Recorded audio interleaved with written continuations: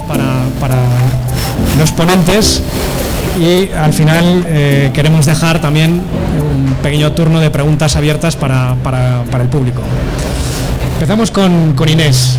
Inés, si te parece, nos cuentas un poco cuál es el concepto de Smart City, ¿por qué surge la necesidad de una Smart City y cuáles son los retos y las necesidades de este nuevo concepto de ciudad inteligente. Bueno, no sé si... Bueno, muchas gracias a Golkar por invitarme, estoy encantada de estar aquí con vosotros. Y bueno, la pregunta que me planteabas de si lo smart es una necesidad, yo la verdad es que más que una necesidad lo llamaría una evolución natural, ¿no? Porque yo, por ejemplo, preguntaros, ¿vosotros utilizáis la tecnología habitualmente? ¿Podríais vivir sin vuestro teléfono móvil?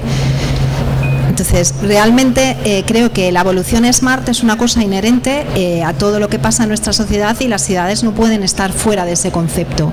Es verdad que, curiosamente, creo que las ciudades no están evolucionando a nivel smart al mismo ritmo que están evolucionando pues otros sectores o partes de nuestra vida cotidiana, ¿no? Y yo creo que ahí es donde está el gran reto.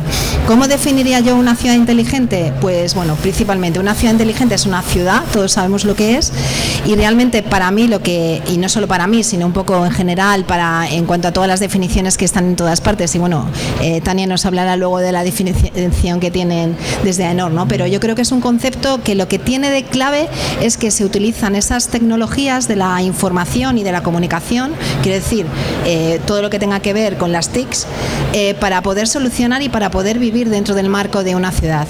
¿Y cuáles son los retos de una ciudad inteligente? Pues los retos de cualquier ciudad.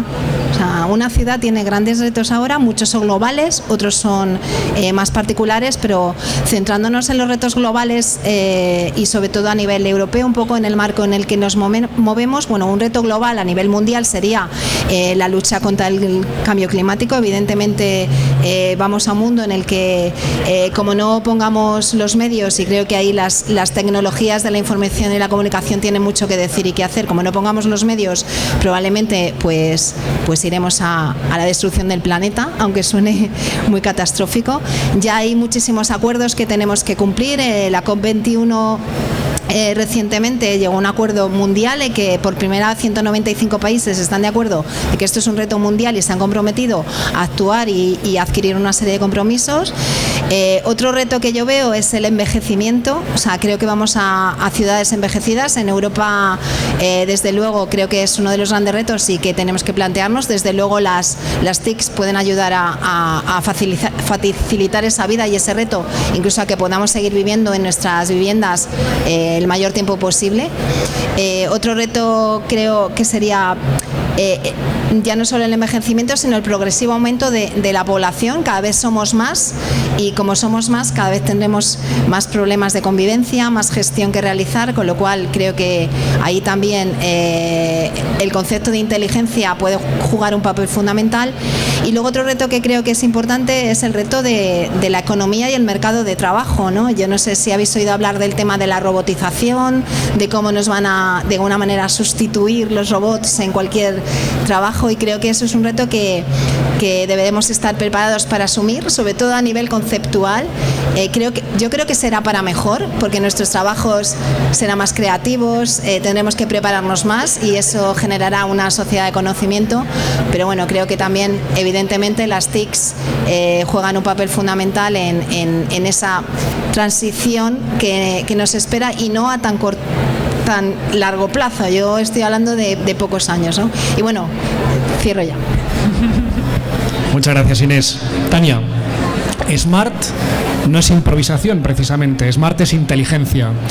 ¿Cómo, como experta en normativa técnica, cómo apoya la normalización al desarrollo del concepto Smart? ¿Qué tenemos ya en España o a nivel europeo y qué hay en proyecto? Muchas gracias. gracias a Golcar por invitarme a esta ponencia y a difundir el trabajo de la Asociación Española de Normalización.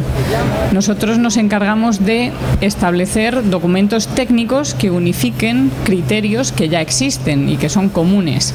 En el campo de las Smart Cities, si esperamos a que haya un consenso sólido, pues muchas soluciones llegarían muy tarde al mercado. Entonces, nos hemos basado en todo lo que hubo anteriormente de ciudades digitales, y la digitalización, el proceso de transformación fue al concepto ciudad inteligente, y con el tiempo y la madurez también nos hemos dado cuenta de que evidentemente este concepto de inteligencia contiene el de la sostenibilidad, tiene que ir todo de la mano. Una de las primeras normas que se han hecho es la del concepto de qué es ciudad inteligente. Ciudad como ciudad, ¿qué pasa con una ciudad pequeña? ¿Qué pasa con núcleos de población pequeños, con los pueblos? ¿No tiene derecho ese ciudadano que vive en una localidad pequeña también a tener unos servicios de calidad y del siglo XXI? Y a poder hacer muchas gestiones sin tener que desplazarse a una gran capital.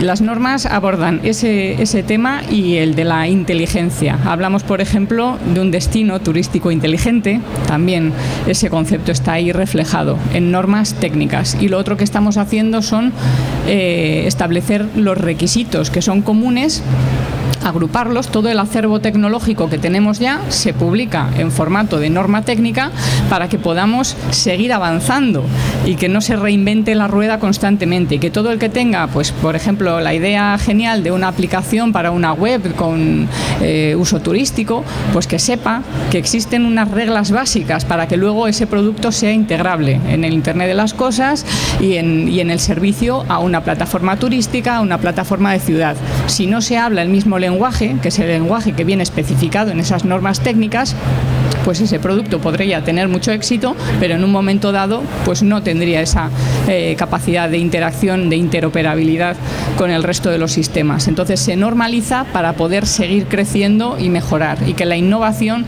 vaya allí donde de verdad se requiere más esfuerzo. Perfecto, muchas gracias. Otro reto que plantea el concepto SMART es el de la financiación. Avanzar hacia unas ciudades más inteligentes significa al final invertir. Y invertir en momentos de dificultades económicas, de crisis como las que hemos vivido, pues no es fácil. Julio, ¿qué herramientas, cómo pueden las administraciones y las empresas invertir en SMART? Sí, buenos días y gracias también a Golcar por invitarme a este foro. La verdad es que los ayuntamientos, las ciudades, tienen dificultades presupuestarias. Es claro que las arcas municipales no están en su mejor momento, entonces hay que buscar fórmulas imaginativas para poder financiar este tipo de proyectos. Es verdad que la introducción de estas tecnologías aumenta la eficiencia y produce ahorros que permiten a los ayuntamientos desplegar y trabajar en esta línea. Pero se están ensayando vías para encontrar financiación por otros mecanismos. Se pretende que esto no redunde en que el cliente, el ciudadano, las personas de a pie tengan que pagarlo, es decir, salvo algunos servicios muy específicos, que hay algunas empresas de nicho que han encontrado fórmulas en las que el ciudadano le interesa pagar, pero eso no sirve para financiar todos los despliegues y toda la infraestructura que requieren este tipo de soluciones. Entonces, se requiere mucha financiación pública, y en ese aspecto España es pionera con un Plan Nacional de Ciudades Inteligentes para dotar de recursos financieros a los ayuntamientos para que vayan en esta línea. Y como digo, España es un referente por este Plan Nacional de Ciudades Inteligentes. También a nivel europeo hay muchas ayudas comunitarias para poner en marcha estos proyectos. De hecho, ciudades como San Sebastián o Valladolid han conseguido fondos europeos precisamente para arrancar proyectos que sean foco, como llaman en Europa lighthouse, es decir, un foco que sirva para iluminar estos desarrollos y que otras ciudades le imiten. Y también se está trabajando mucho con las empresas en partenariados público-privados, de forma que determinadas contrataciones municipales incluyan, por ejemplo, en la gestión de residuos, incluir que esa gestión de residuos sea inteligente, y otras formas de colaboración involucrando a las empresas para conseguir que el modelo de negocio sea sostenible. Muchas gracias, Julio. Juan Luis, como experto en movilidad eléctrica, ¿cómo puede el vehículo eléctrico contribuir al desarrollo de las Smart Cities? Bueno, empezar por agradecer igualmente, como los demás, a Goldcar la invitación a estar aquí. Yo creo que el vehículo eléctrico, vamos a ver, el vehículo en general es parte de nuestra vida, igual que tenemos un móvil, casi todos tenemos un vehículo, por tanto el vehículo va a estar dentro del concepto Smart Grid desde el principio, ¿no? Decía el presidente de mi empresa hace poco que en los próximos 10 años el vehículo va a cambiar como en los últimos 50. Estamos hablando de vehículos conectados a la red, perfectamente conectados a la red, con lo cual vamos a tener acceso al Internet de las cosas y a todo el Internet. Nos va a ayudar a desplazarnos de una manera más eficiente. Vamos a poder, incluso el propio vehículo va a decidir qué recorrido tenemos que hacer, y eso nos va a permitir evitar perder tiempo en atascos. Los vehículos, por supuesto, cada vez serán más con un menor impacto en el medio ambiente. Decíais anteriormente que las ciudades están concentrando la población. Las ciudades también están concentrando la movilidad. Por tanto, el impacto asociado a la movilidad se está produciendo donde precisamente hay más densidad de población, y eso tiene unos impactos directos, ya están evaluados. La Organización Mundial de la Salud ha evaluado ya directamente el impacto de la movilidad. Entonces, en mi opinión, claramente la movilidad y el vehículo en particular están llamados a jugar un papel clave en el desarrollo de las ciudades del futuro, de las Smart Cities. En Nissan nosotros somos el número 1 mundial en movilidad eléctrica, tenemos ya 10 años de experiencia con vehículos eléctricos funcionando en todo el mundo, ya se han hecho más de 3.000 millones de kilómetros con vehículos eléctricos Nissan que han permitido hacerlo sin emisión de CO2, sin emisión de NOx, sin emisión de partículas, de forma que eso al final ha tenido un impacto positivo en la calidad del aire de las ciudades. Y en Nissan ya no hablamos solamente de cero emisiones como hasta ahora, en Nissan hablamos ya del doble cero, y no quiero hacer publicidad de ninguna marca de cerveza, pero en Nissan hablamos del cero emisiones y cero accidentes. Cuando hablamos de cero accidentes estamos hablando también del concepto actual que tanto se habla ahora, de ya que el vehículo ande solo, el vehículo autónomo, es decir, dentro de poco. Y no, esto también decíais que la tecnología va muy rápido, va rapidísimo, y dentro de poco los vehículos tendrán la capacidad de decisión a la hora de poder decidir el trayecto que vamos a hacer, y nos llevarán de un sitio a otro, y podremos ir en vehículos que van a conducir ellos solos. No estoy hablando de que no haya nadie al volante, seguirá habiendo probablemente durante muchos años alguien al volante, pero sin duda eso va a permitir, con vehículos más sostenibles y con vehículos más inteligentes, nos va a permitir desde luego reducir las emisiones asociadas a la ciudad, y reducir el número de accidentes, y reducir el tiempo que perdemos a la hora de hacer un desplazamiento. Todo esto es un mundo absolutamente apasionante y por supuesto completamente ligado al concepto de Smart City. Muchas gracias. También el ruido va a ser otra de las ventajas de la movilidad eléctrica. Inés, has hablado de uno de los grandes retos que tenemos la humanidad, que es el cambio climático. Ligado al cambio climático y ligado al concepto SMART, aparece en 2015 un concepto muy interesante en la Unión Europea, que se está empezando a trabajar mucho y del que vamos a oír hablar también muchísimo en los próximos años, y que vamos a tener que colaborar todos como ciudadanos, que es el de economía circular. Como arquitecta, ¿cómo ves tú ciudad smart y economía circular? ¿Cómo conjugamos ambos conceptos? Bueno, tienes razón, Martín, que yo creo que es un concepto muy interesante, y además es que va a impregnar, pues exactamente igual que la tecnología lo hace, todo nuestro día a día. Y es un plan, bueno, en principio que evidentemente se está trabajando con este concepto desde hace muchos años a nivel mundial, pero en 2015, en diciembre concretamente, la Unión Europea presentó un plan en el que lo que se pretende es que desde la materia prima, el diseño diseño, la producción, la distribución, el consumo, la recogida y el reciclaje, realmente consigamos que se cierre un círculo, lo que muchas veces se ha hablado de la cuna a la tumba, ¿no? Porque al final pensemos que toda esa población que se supone que va a aumentar enormemente y toda esta sociedad que nos lleva cada vez más a un consumo mayor, llegará un momento que como no se planteen cuestiones como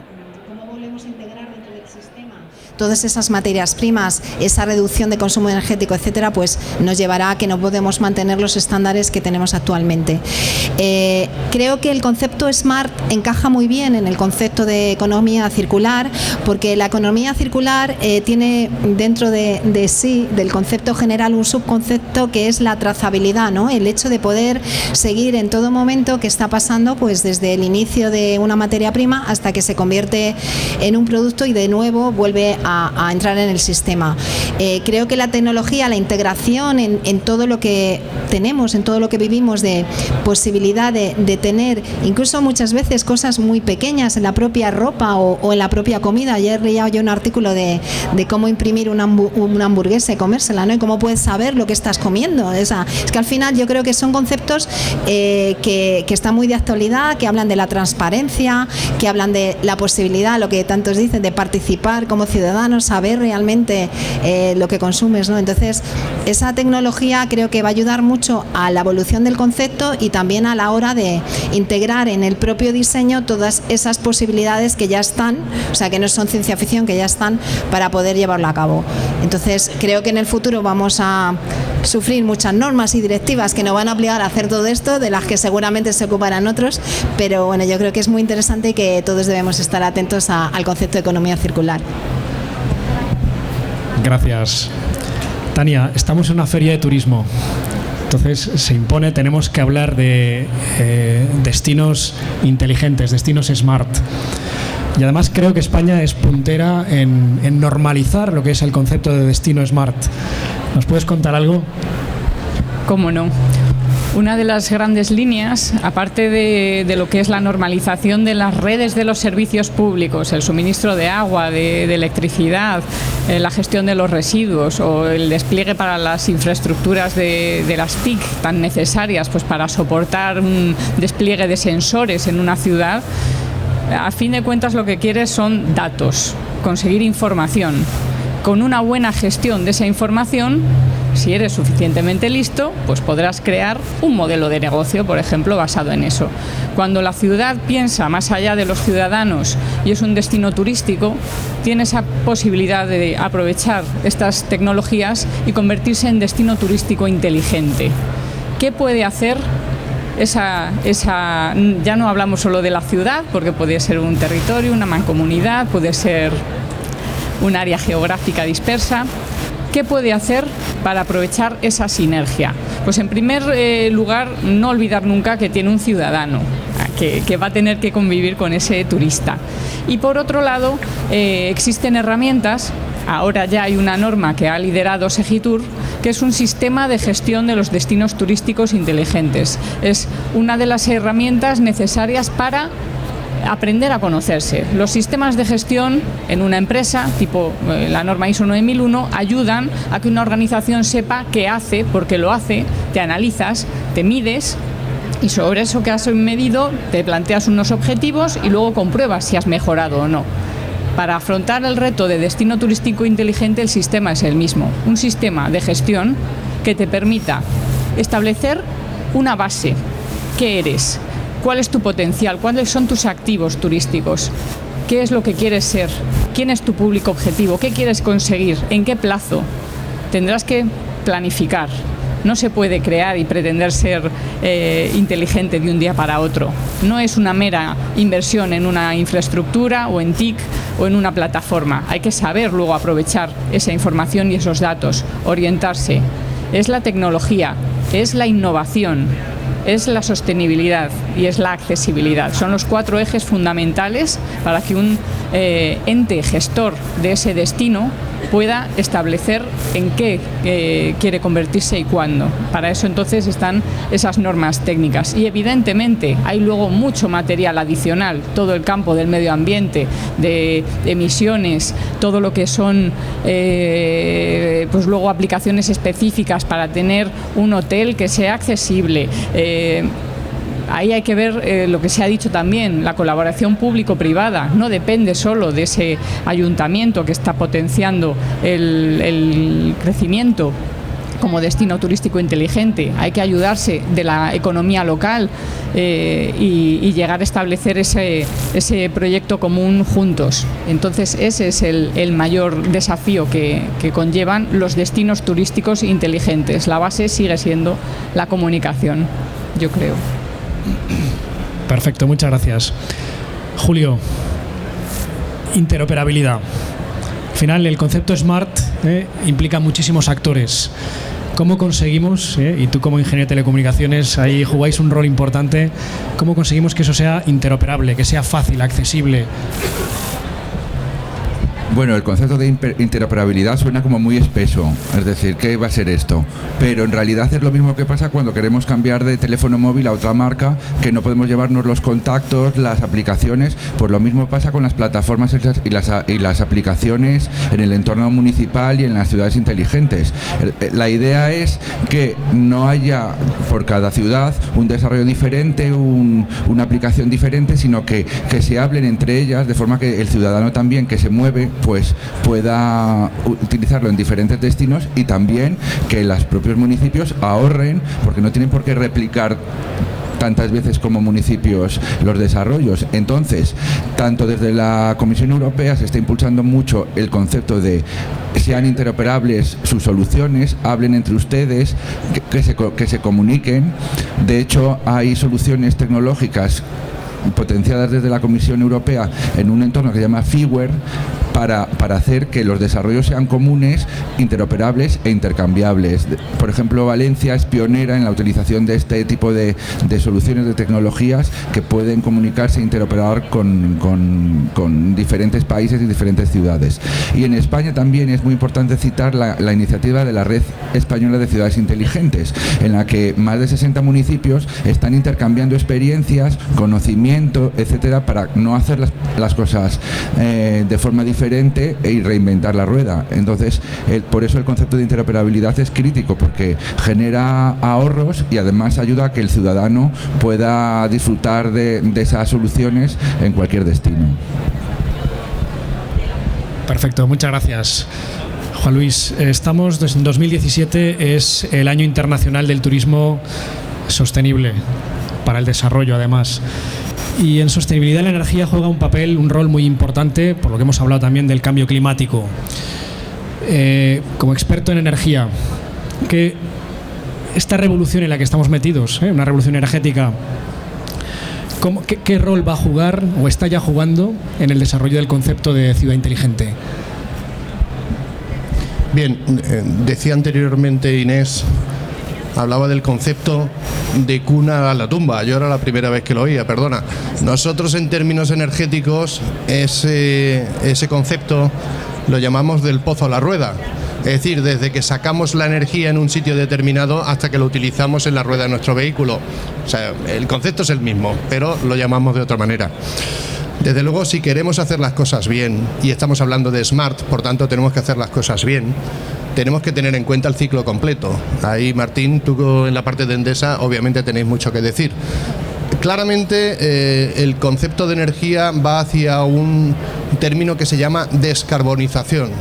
Es decir, en todo el mundo el objetivo es intentar reducir los impactos asociados al uso de la energía, fundamentalmente cuando hablamos de cambio climático, reducir las emisiones de CO2. El CO2 es carbono y oxígeno, por tanto, si en el combustible, vamos a decir, no tuviéramos carbono, no nos va a salir CO2 por el tubo escape, si hay una combustión. fin, no quiero enrollarme con los temas ingenieriles, pero esa es un poquito, esa es la tendencia. La tendencia claramente es a evitar la presencia de carbono en la combustión, en el caso de que hagamos combustión. Si hablamos de un vehículo eléctrico hablamos de otra cosa, pero evitar la presencia del carbono, y por tanto los combustibles cada vez son más limpios. Estamos pasando ya al gas natural, por ejemplo. El gas natural es CH4, con lo cual ahí tenemos menos contenido de carbono, o ya se está hablando de lo que se llama la economía del hidrógeno. Es decir, en el futuro el hidrógeno probablemente lo utilizaremos mucho a la hora de poder hacer nuestros desplazamientos, y ahí no hay impacto energético asociado al CO2. Por tanto, insisto en ese concepto del pozo a la rueda, es fundamental tenerlo en cuenta para hacer bien las cosas, ¿no? En mi empresa, en mi caso, en Nissan, desde hace muchos años hemos apostado por la movilidad eléctrica, claramente, pero movilidad eléctrica 100%. Es decir, en la movilidad eléctrica no emitimos nada. O sea, un vehículo eléctrico, el que consiga encontrarle el tubo escape, que me llame. No hay tubo escape, por tanto no hay emisiones. Ojo, pero no nos engañemos. Tenemos que cargar una batería con energía. ¿Y esa energía de dónde viene? Si esa energía viene de una central de carbón, ojo con el balance de CO2, y ahí entra en juego el tema turístico. Por ejemplo, las islas, Canarias o Baleares menos, pero sobre todo las Canarias, generan energía eléctrica de una manera, en fin, vamos a decir, todavía poco smart, entre comillas. Todavía se producen muchas emisiones de CO2 por kilovatio hora de electricidad generado, y por tanto, si al final cargamos un coche eléctrico con una energía muy sucia, francamente en el camino vamos a tardar más en conseguir eso que llamamos emisiones cero, ¿no? Tenemos que ser realistas, no podemos perder de vista, quizás los vehículos efectivamente no emiten, pero si la energía que recarga los vehículos no está bien gestionada y no lo hacemos de una manera limpia, el impacto global prácticamente podemos decir que es el mismo. No es el mismo. En cualquier caso, siempre es mucho más eficaz un vehículo eléctrico, incluso cargándolo con energía, vamos a decir, sucia, que viene de una central de carbón. Incluso así, las emisiones medias de CO2, desde luego, son mucho menores. Pero el concepto lo tenemos que tener en la cabeza, insisto, desde el principio, también al efecto de normalización. No lo perdamos de vista. Es fácil engañarnos, decir, bueno, ya tengo toda mi flota eléctrica, pero resulta que la electricidad viene y estoy contaminando en otro lado. Yo, claro, como no lo veo, pues en fin, como no me afecta, pero al final acaba afectando. Recordemos que el cambio climático es un tema global. O sea, es decir, me da igual que yo emita en la ciudad de Madrid o que emita en Compostillas, en León, en una central de carbón. Me da igual, al final el efecto es el mismo. Voy a reducir el tema de la calidad del aire, lo voy a mejorar, porque en la ciudad no tengo el problema, pero sinceramente me estoy engañando. El problema lo tengo en otro lado. Entonces, es fundamental tener en cuenta el concepto. Efectivamente. Apuntar de todas formas que España, en lo que es la producción de energía eléctrica de origen renovable, por la configuración y la posición geográfica que tenemos, somos un país bastante avanzado. Más del 35% de la producción de energía eléctrica hoy en España ya es renovable. Tenemos que seguir creciendo, por supuesto, pero ya hemos dado pasos importantes e, insisto, hay que seguir dándolos. Pasamos a otro tema que yo creo que nos interesa a todos, porque hemos estado hablando de concepto SMART y de temas asociados, pero vamos a ponernos un poco en el lado de la posición del ciudadano. ¿Cómo implicamos, Inés, al ciudadano para que se smartice, para que, digo al ciudadano y también a las empresas en general, para que vean una oportunidad en el concepto SMART? Bueno, el ciudadano es el gran presente como concepto en todos los foros y que realmente es el que siempre falta. Y yo, por ejemplo, quiero haceros una pregunta. Yo creo que habéis oído hablar vosotros del concepto de participación ciudadana. ¿Lo conocéis? ¿Habéis participado realmente en algún proceso para hacer alguna cosa alguna vez en vuestra ciudad? ¿Smart o no smart, quiero decir? Pues no. Yo creo que ahí es donde está el gran reto. Yo creo que el concepto de participación ciudadana, que realmente con el apoyo de lo SMART es casi prácticamente inmediato, creo que nos está en general planteando de una forma, bueno, no sé si correcta, pero no se está sacando todo el partido que podría tener, sabiendo que ya existen las tecnologías suficientes para que el ciudadano participe, pero a pesar de todo siempre tenemos como esa barrera en la que no se alcanzan esas cantidades de ciudadanos que entiendan las posibilidades que tienen de poder participar, ¿no? E influir. Entonces aquí quiero sacar dos conceptos que creo que son interesantes y por lo menos reflexionar sobre ellos. Por un lado, la participación ciudadana consciente, que es la que nos están pidiendo todos los ayuntamientos. O sea, a ver, decide los presupuestos, elige qué quieres hacer en la Plaza de España, cómo va a ser tu isla, etcétera. Y luego otro concepto que yo creo que es muchísimo más útil y que ya se podría aplicar y se aplica de hecho y ya se está empezando a hablar en muchos sitios, que es la participación que yo llamo inconsciente, ¿no?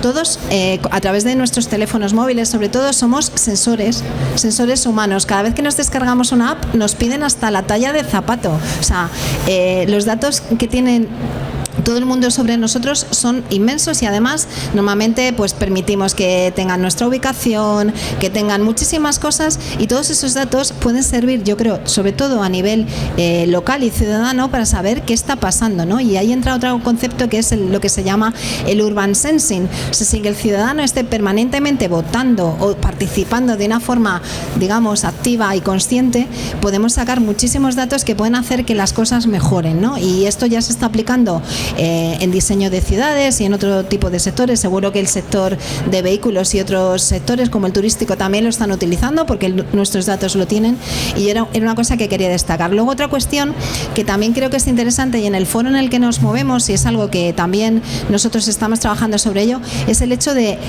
el turista como ciudadano.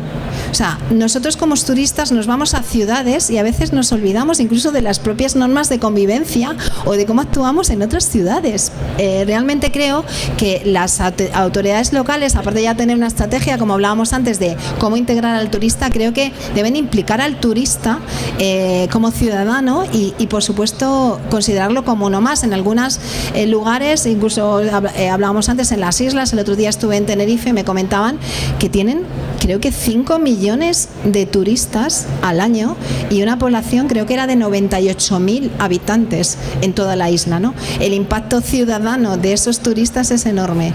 Y en relación al tema de la colaboración público-privada, insisto, yo creo que se debería siempre integrar al ciudadano, o sea, hacer colaboraciones público-privadas híbridas, donde el ciudadano nunca esté fuera, porque al final esto no puede ser que una empresa gane y una administración local reciba un servicio. El ciudadano debería estar implicado. Bueno, dejo esas tres cosas ahí, luego ya podemos hablar. Muchas gracias, Inés. Julio, tú tienes un poquito de prisa, te hago la última pregunta y luego si te tienes que ir... ¿Cómo implicamos, o sea, el concepto digital? El concepto digital, que ya lo ha apuntado Inés, va a jugar un rol cada vez muy importante o más importante. Big Data, digitalización. O sea, ¿cómo vamos a integrar todo eso y cómo vamos a hacerlo nuestro en una ciudad más smart, en un destino más smart? Que al final el ciudadano sí tiene ganas de participar. Por ejemplo, en Santander, que es pionero en temas de ciudades inteligentes, tiene una aplicación, el municipio, que se llama El Pulso de la Ciudad. Entonces, si tú ves una alcantarilla destapada, una rotura o que sea una rama de árbol que se ha desprendido, rápidamente informas al ayuntamiento y se resuelve de una forma muchísimo más ágil, de forma que el ciudadano tiene la percepción de estar contribuyendo a la mejora de su ciudad y también se mejora también la eficiencia de los servicios públicos. El ciudadano sí que quiere involucrarse. Lo que se corre el riesgo es de que no todos los ciudadanos tengan esas capacidades digitales y esa involucración en el smart. Por eso también ahora se habla mucho de la brecha digital con los territorios, es decir, solo los que vivimos en ciudades vamos a ser ciudadanos digitales. ¿Qué pasa con las pequeñas villas, los pueblos perdidos? También tienen derecho como ciudadanos, como usuarios, a ser digitales. Por eso se está también hablando mucho ahora a nivel europeo de vamos a pasar del concepto de ciudad inteligente al de territorio inteligente, en el que también se pueda digitalizar y tener servicios, muchas veces lo necesitan más en zonas despobladas, en zonas rurales, y hacer que no haya esa nueva discriminación entre los nativos y ciudadanos digitales y los que no lo son. Muchas gracias, Julio. Si tienes que marcharte, ¿eh? Bien. Tania, una pregunta también que tiene que ver con normalización. ¿Cómo hacemos la transición de la normalización a esa experiencia, a esas emociones que como usuarios de un destino turístico queremos vivir y esperamos? Bien, lo primero es que hay que hablar de lo que es la participación del público en general en la elaboración de normas. Las normas no se hacen en la asociación, se hacen en la asociación, en los comités técnicos de normalización, como el 178 de Ciudades Inteligentes, integrado por todos aquellos vocales que lo soliciten. Las administraciones públicas, las industrias, pero también tenemos grandes asociaciones, colegios profesionales, y también hay participación de ciudadanos a título individual que tienen sus ganas de aportar a ese trabajo común. Una vez que está redactada la norma, lo fundamental es que se aplique, que se puedan utilizar, que esos requisitos se den a conocer, se utilicen en los pliegos de los ayuntamientos cuando van a contratar un producto o un servicio, para que no queden cautivos de un proveedor único, por ejemplo, que luego no pueda ofrecerles interoperabilidad. Esos ciudadanos tienen que percibir también que ese esfuerzo que se está haciendo desde las administraciones es para ellos. Lo primero es que la idea de ciudad inteligente venía por el hecho del ahorro de la eficiencia energética, fundamentalmente, porque te supone un consumo energético importante, y si haces una buena gestión de esto vas a tener unos ahorros que además se traducen en una mejora del medio ambiente. Con esa semilla inicial es lo que ahora estamos viviendo, de esa necesidad de participación ciudadana, el ciudadano en el centro de estas políticas. El que la Secretaría de Estado lleve a la Unión Internacional de Telecomunicaciones las propuestas de elaborar normativa internacional basada en las normas nacionales, al ciudadano de a pie puede no decirles nada. Al que está un poco más involucrado en esto, se da cuenta de que es el espaldarazo a que la industria nacional pueda competir en un mercado internacional extensísimo que está aún por explotar. España está a la cabeza en el desarrollo de las ciudades inteligentes.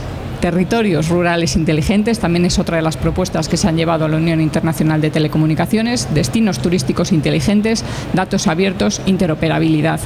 Vamos a aprovechar esa posición de liderazgo. El que la Comisión de Banda Ancha de Naciones Unidas felicite al Gobierno de España, al ciudadano de a pie no le sirve para nada. Lo que el ciudadano quiere son unos precios competitivos en esa conexión y, por supuesto, conexión. Y si estoy en un territorio rural, con más motivo.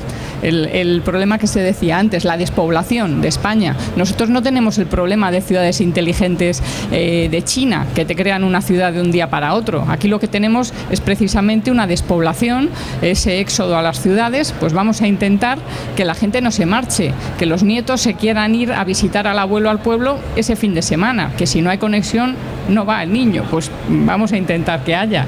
Entonces, en ese proceso es en lo que desde el Gobierno se está apostando, la industria está apoyándolo y el ciudadano tiene que ser el claro beneficiario. Y hay que hacer más difusión de todos estos esfuerzos porque los beneficios son claramente tangibles y ahí están las opciones digitales. La brecha digital es un factor importante, los temas de accesibilidad siempre han estado presentes en el mundo de la normalización, siempre el usuario de productos y servicios no es un usuario patrón, cada persona tiene sus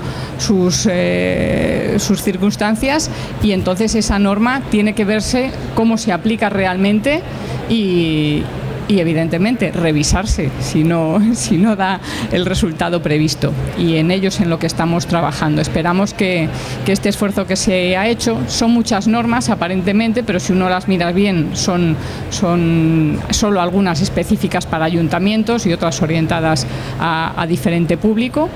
El usuario final lo que tiene que hacer es demandarla y exigir que se cumplan las normas. Somos un país de mucha legislación que lamentablemente parece que luego cumplirlo es opcional. Pues vamos a intentar cambiar también un poco esa mentalidad, que el ciudadano sea más exigente en cuanto a la calidad de esos servicios que recibe. Muchas gracias, Tania. Juan Luis, la penetración del vehículo eléctrico en España es más o menos del 0,2% de las ventas totales. Países más o menos parecidos al nuestro, como podrían ser Francia, que somos vecinos, o Reino Unido, están en el 2%. Y no hablo ya de Holanda, que está en el 15%, o Noruega, que está en el 20 y pico, 24, 28, decían el otro día, ¿no? Eso de alguna forma es un indicador de que movilidad eléctrica, sostenibilidad, el concepto SMART en la sociedad española no está cuajando tanto como en otras sociedades. ¿Por qué? ¿Qué frenos tenemos? Martín, la verdad es que las cifras españolas son bastante defraudan bastante, vamos a decirlo lo más fino posible. Sinceramente, estamos perdiendo una oportunidad de oro. España es el segundo productor de Europa de vehículos y sinceramente aquí tendríamos que tener un desarrollo de la movilidad eléctrica mucho mayor. En España estamos fabricando ya vehículos eléctricos. Nuestro grupo fabrica una furgoneta 100% eléctrica en Barcelona para todo el mundo. Y bueno, y otras empresas como el grupo Renault, como el grupo PSA, ya están fabricando vehículos eléctricos en España. Es una oportunidad enorme. El otro día me decían que en este año 2017 se va a tomar la decisión de dónde se van a fabricar 40 nuevos modelos de vehículos en Europa, solo en Europa. Y bueno, España tiene una oportunidad fantástica de podernos quedar con una parte del pastel. Para llevarnos esa parte del pastel, lo que también tenemos que demostrarle a las marcas, y por ejemplo a mi marca, es que aquí creemos en esto, creemos en la movilidad eléctrica. Claro, con los datos que tenemos ahora mismo, lo normal es que los vehículos se hagan en Noruega, en Francia, en el Reino Unido o en Holanda. ¿Por qué? Porque allí se cree en esto, ¿no? Entonces, sinceramente, aquí nos falta ese empujón definitivo. Es verdad que para algunas cosas casi nos puede venir mejor ir un poquito más atrasados. Por ejemplo, todo lo que estamos hablando del tema de la interoperabilidad, todo el tema de la normalización. Es decir, todo eso todavía está en fase de desarrollo, muy avanzado, pero en fase de desarrollo. Cuando se tomen decisiones conjuntas sobre cómo se va a hacer esta interoperabilidad, probablemente va a ser el momento de que nosotros ahí demos el do de pecho, ¿no? Y podamos hacerlo mucho mejor que otros, ¿no? Pero francamente en este momento la verdad es que los datos para España son bastante malos. ¿Qué podemos hacer? Básicamente, desde mi punto de vista, lo que falta es infraestructura. Estamos hablando otra vez de interoperabilidad, normalización, etcétera, ¿no? Falta infraestructura. Es decir, nos falta que en España, a la hora de la decisión, porque los vehículos eléctricos cada vez desde el punto de vista de costes se parecen más a un vehículo normal de gasolina a gasóleo. Ya la diferencia de precio no es tan alta. O sea, sigue siendo a lo mejor un 20 o un 30% más caro que antes, pero es que hace 5 años era 3 o 4 veces más caro. O sea, es decir, que se ha bajado mucho y ya estamos mucho más próximos a lo que es el coste inicial, el coste de adquisición de un vehículo eléctrico. Después el uso es mucho más barato, no solamente porque es mucho más barato utilizar la electricidad para movernos, al ser más eficaz, sino que también, por ejemplo, en una ciudad como Madrid, no pagas aparcamiento. Ojo con la que está cayendo con el tema de las restricciones de tráfico, ¿no? El poder tener un vehículo con el cual puedo acceder a la ciudad sin ningún problema. Nadie me va a poner ningún problema, sea mi matrícula par o impar, da igual. Mi coche puede entrar en cualquier momento. Encima puedo aparcar en la calle donde quiera, sin pagar nada. Bueno, si va sumando todo eso, el vehículo eléctrico hoy, en ciertas aplicaciones, es más que competitivo. Y por tanto está ahí a la vuelta de la esquina. Falta, como decía, la infraestructura. Nos falta realmente el facilitar las cosas. El que tú vayas a cualquier centro comercial, el que tú vayas a un cine o vayas a donde quieras y durante un tiempo tengas la posibilidad fácilmente de poder conectar. ¿Qué es lo que está pasando en Francia, lo que está pasando en el Reino Unido? Ya prácticamente todos los centros comerciales, todos los sitios, hay cargadores eléctricos. Tú vas allí, como comprenderéis, entre comillas, perdón por la marca, el Corte Inglés, le da igual que te va a regalar la recarga del coche. Es lo que quieres que tú vayas al Corte Inglés. O sea, es decir, lo que está claro es que por 40 céntimos que le va a costar la recarga del vehículo, lo que quieres que te gastes en el Corte Inglés 150. O sea, es decir, eso que ya está asumido dentro de Europa, en España no está asumido. En España el tema de la regulación es tremendo. Te decía yo anteriormente, antes de empezar, que si en España hay 2 sectores regulados son la electricidad y el automóvil. Pues en el coche eléctrico se juntan los dos, ¿no? Con lo cual, esa sobresaturación o supersaturación del tema regulatorio, francamente, en España nos está poniendo a la cola del desarrollo de la movilidad eléctrica. Si superamos el tema del desarrollo de infraestructuras, España está perfectamente capacitada para llegar a las cifras que están teniendo países como has dicho tú muy bien, porque mira, el caso de Noruega es muy especial, ¿no? Esta gente nace ya ecológico, ¿no? Cuando nacen. Aquí nos cuesta hacernos ecológicos bastante tiempo, ¿no? Pero fijaros que es un país exportador de petróleo. O sea, es decir, es que encima tienen petróleo para aburrir. Bueno, pues ellos están cogiendo todo el dinero del petróleo y lo están metiendo en fondos de pensiones para el futuro de sus hijos. Joder, hasta que eso llega aquí. Pero, bueno, pues resulta que, claro, no comparar con ello, pero sí me puedo comparar con Francia o sí me puedo comparar con el Reino Unido, y ahí, sinceramente, el hecho de que estén ya 4 o 5 veces en porcentaje de ventas de vehículos eléctricos por encima de España, sinceramente no tiene sentido. Y es un problema de, uno, regulación y falta de infraestructuras. Muchas gracias, coincido plenamente. Bueno, como veis, el concepto Smart, ciudad inteligente, da para muchísimo. Podríamos aquí estar horas charlando. Además, esto se va animando y salen más temas, pero tenemos la restricción del tiempo inteligente, el tiempo Smart. Entonces, cerramos este panel. Muchísimas gracias a todos por vuestra asistencia. Yo creo que nos vamos todos con un montón de ideas. Yo me he quedado aquí, he anotado algunas. Bueno, hay muchísimas, ¿no? Pero me ha gustado lo del pozo a la rueda, de la cuna a la tumba. Me ha gustado también que las normas no se hacen en la oficina, se hacen con la participación ciudadana de todos los ciudadanos. Tenemos que despertar ese interés que otras sociedades están demostrando, y que nosotros tenemos como ciudadanos también europeos tenemos que demostrar. Y luego también otro concepto que apuntaba Julio es el de la brecha digital, que tenemos que romper, acortar esa brecha digital. Pero bueno, hay muchísimas más ideas. Espero que os haya resultado útil, que os vayáis con el gusanillo de Smart, de sostenibilidad, de movilidad eléctrica, por supuesto. Y muchísimas gracias también a los participantes en la mesa. Gracias a todos. Gracias a Golkar.